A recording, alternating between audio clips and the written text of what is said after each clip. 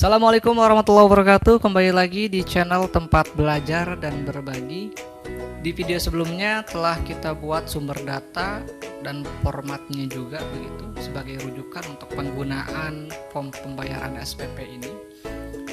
Untuk data-datanya sendiri kita juga telah membuat defining name di dalam sheet-sheet tertentu untuk memudahkan kita dalam pencarian datanya ya. Baik, sebelum kita memasukkan kode-kodenya, saya akan terlebih dahulu memberikan alur dari penggunaan form pembayaran SPP ini. Di sini terdapat kelas, kemudian SPP per bulan, nama siswa, semester, bulan, keterangan pembayaran yaitu apakah sudah bayar. Kemudian ini menunjukkan bahwa nama tersebut belum melakukan pembayaran di jumlah sekian. Dan ini adalah bagian bayar. Ini kembalian untuk pembayaran jika ada kelebihan. Ini untuk penggunaan bayar. Jika kita klik bayar, maka seluruh datanya akan tersimpan di dalam pembayaran untuk semester ganjil atau genap dan histori semester ganjil atau genap. Ini untuk membersihkan seluruh data yang ada di form pembayaran ini. Kemudian ini adalah tombol keluar yang akan kita fungsikan untuk mengeluarkan seluruh data termasuk data untuk database-nya juga begitu. Dan bagian close ini nanti kita akan tidak fungsikan ya. Hanya tombol keluar saja yang akan kita fungsikan. Dan untuk dari tombol-tombol ini adalah rujukan untuk melihat data-data siswa sebagai input data. Kemudian data SPP juga adalah input data. Bagian ganjil, genap, histori ganjil dan histori genap ini adalah output datanya yang bisa kita cek begitu ketika klik bagian tombol ini. Baik, kita langsung saja ke dalam alurnya. Di sini ketika saya memilih kelas 7, maka secara otomatis SPP per bulannya akan memunculkan di angka sekian. Kita asumsikan bahwa untuk kelas 7 itu adalah Rp60.000. Begitupun ketika saya memilih kelas 8, maka di sini secara otomatis akan memunculkan angka tersebut atau angka pembayarannya. Ketika saya memilih kelas 9, selain memunculkan SPP per bulan untuk kelas 9 tersebut, maka secara otomatis juga nama siswa akan memunculkan nama-nama untuk kelas 9 juga. Begitupun ketika saya memilih kelas 8, di sini akan muncul kelas 8. Dan data dari nama siswa kita sudah membuat limit hingga sampai 40 siswa. Di sini hanya 3 karena kita buat 3 data saja di dalam database siswanya. Seperti itu. Kemudian kita klik lagi bagian misalkan dia ingin melakukan pembayaran di semester ganjil, kita pilih semester ganjil, maka secara otomatis di sini akan memunculkan histori pembayaran apakah atas nama Andri ini sudah melakukan transaksi pembayaran atau belum di bulan atau di semester ganjil. Di dalam historinya di sini menunjukkan bahwa atas nama Andri tersebut belum melakukan pembayaran baik di bulan Juli sampai dengan bulan Desember. Lalu kita memilih untuk bulan bayar. Misalkan saya memilih bulan Juli, maka secara otomatis karena di sini historinya belum melakukan pembayaran, untuk sudah bayar berjumlah 0. Kurangnya adalah Rp60.000 sesuai dengan jumlah SPP per bulannya. Kemudian saya ketik di sini misalkan Rp80.000, maka secara otomatis untuk bagian combo tag ini akan memunculkan angka pengurangan antara bayar dan sisa atau kurang. Seperti itu. Nah, itulah alur yang akan kita buat dalam pembuatan pembayaran SPP. Baik teman-teman, di sini sudah kita masuk ke dalam developer makronya.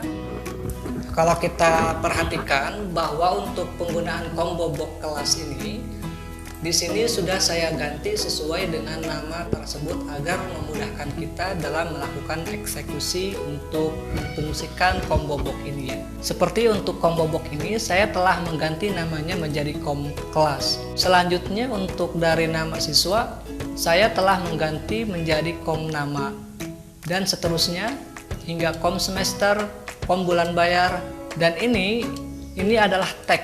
Saya ganti dengan tag bulan. Seperti itu. Kalau kita sudah melakukan pergantian, maka kita bisa langsung memasukkan kodenya di dalam sini.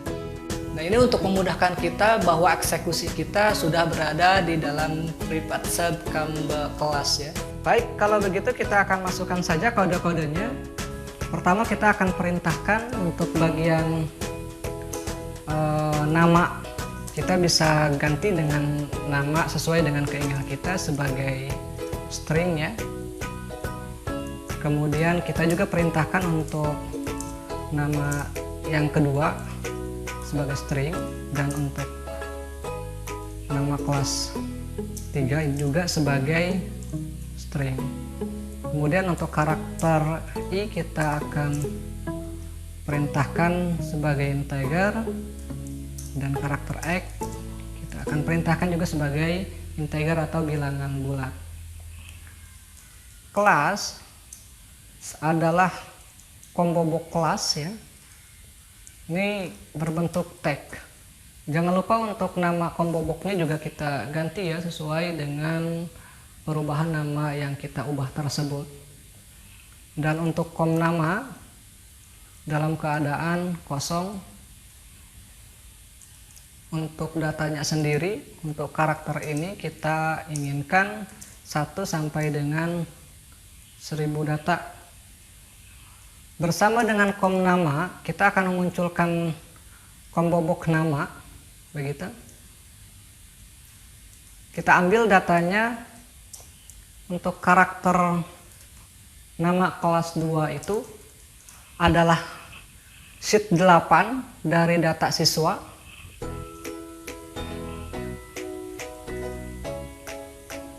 Kemudian dari defining name yang telah kita tentukan yaitu nama siswa. Untuk dari kolomnya sendiri kita akan mengambil dari kolom 4 yaitu kelas ya. Kita ambil datanya dari kolom 4.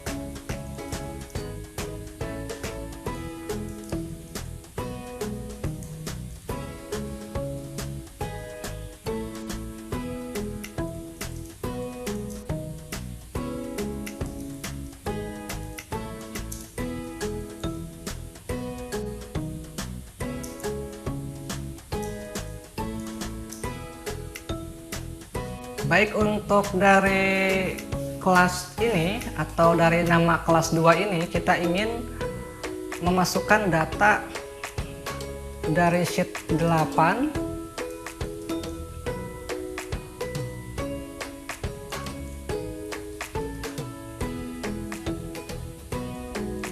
yang diambil datanya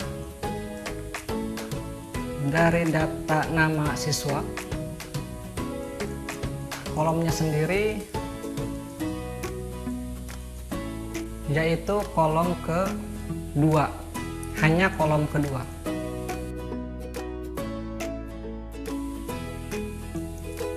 Untuk datanya sendiri kita hanya inginkan 1 sampai 40 data saja. Selanjutnya kita ingin memanggil untuk karakter kelas 3 atau nama kelas 3 ini sebagai nama saja sekali lagi, yaitu datanya kita ambil dari data SPP ya, atau sheet 2 yang kita sudah tentukan nama defining name-nya yaitu SPP. Untuk selnya sendiri kita ambil dari karakter X karena ini berbeda ya atau terpisah sheetnya, yaitu di kolom kedua.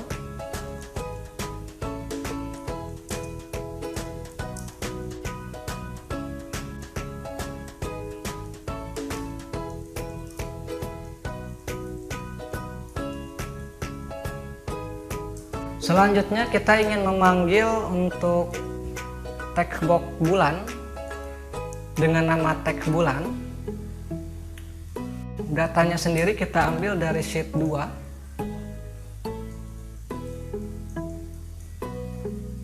Dari SPP. Untuk kolomnya sendiri kita inginkan dari kolom 3, yaitu jumlah pembayarannya. Seperti itu. Kemudian selanjutnya kita akan akhiri penggunaan for-nya, kemudian penggunaan if, kemudian untuk penggunaan next kita akan fungsikan di combo box selanjutnya. Kemudian kita akhiri untuk penggunaan if bagian ini. If-nya ada 2, kita akhiri juga. Kita akhiri penggunaan with. Terakhir kita akhiri di bagian next, iya, karena masih digunakan di combo box lain. Kemudian answer. Nah, untuk bagian private sub combo class sudah selesai kita bangun. Agar kita bisa melihat apakah makro yang telah kita bangun ini berfungsi atau tidak, maka kita harus memberikan kode tertentu untuk mengaktifkan user form-nya. Baik, kita akan coba langsung saja masukkan kode untuk aktivasi user form-nya. Sini kita bisa memilih bagian ini, user form. Karena tidak ada tombol-tombol tertentu, maka kita ganti bagian ini menjadi activate. Kemudian setelah kita mengganti dari klik menjadi activate, selanjutnya kita masukkan kodenya untuk mengaktifkan user form yang telah kita buat sebelumnya ya. Ini kita akan perintahkan karakter i sebagai integer, kemudian kelas sebagai string ya. Seperti itu. Kemudian kita akan memunculkan combo box class dalam keadaan kosong. Untuk datanya sendiri yaitu diambil dari 1 sampai 40 bersama dengan com class ya. Maka munculkan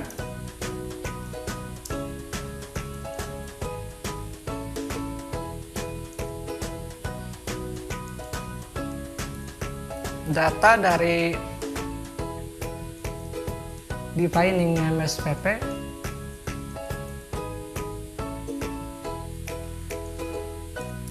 untuk kolomnya sendiri kita ambil dari kolom kedua.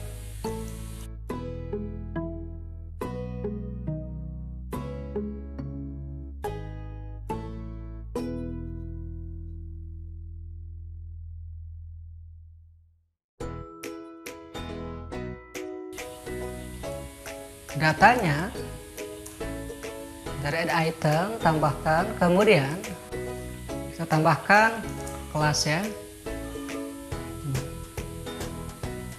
Selanjutnya kita akhiri untuk penggunaan if, kita akhiri juga untuk penggunaan and with ya, and with. Kemudian i lanjutkan di bagian makro combo box lainnya. Baik, sebelum kita lakukan eksekusi pengujian makro yang telah kita bangun, sebaiknya terlebih dahulu kita lakukan pengecekan kembali apakah makro yang telah kita buat tersebut sudah sesuai atau belum ya. Kita bisa lakukan pengecekan kembali di sini.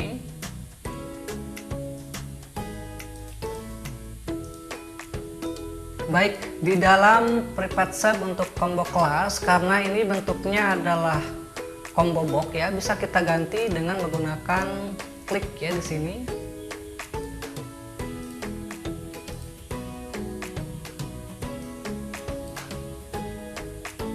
Tambahkan i,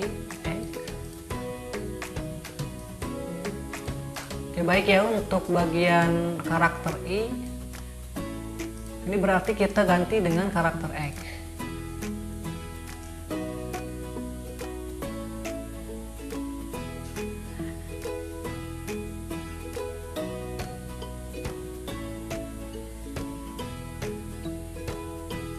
Oke, baik, kita akan coba langsung ya, apakah masih ada kesalahan atau tidak ya. Simpan terlebih dahulu, kita akan coba running. Saya akan mencoba memilih untuk kelas 7. Nah, di sini untuk SPP per bulannya sudah muncul sesuai jumlah pembayaran untuk SPP bulanan kelas 7. Saya akan klik lagi untuk bagian nama siswa. Baik, jika demikian maka makro yang sudah kita bangun tadi ini sudah sesuai ya. Jadi untuk pembobok antara kelas, SPP per bulan dan nama siswa ini sudah berfungsi. Barangkali itu saja untuk video kali ini. Nanti kita lanjutkan pembelajaran kita untuk penggunaan makro Excel di bagian semester, bulan, sudah bayar, kurang, dan seterusnya sampai dengan keluar di video-video selanjutnya. Jangan lupa untuk tekan tombol subscribe agar kita tetap semangat untuk memberikan informasi-informasi bermanfaat lainnya. Kurang lebihnya mohon maaf. Assalamualaikum warahmatullahi wabarakatuh.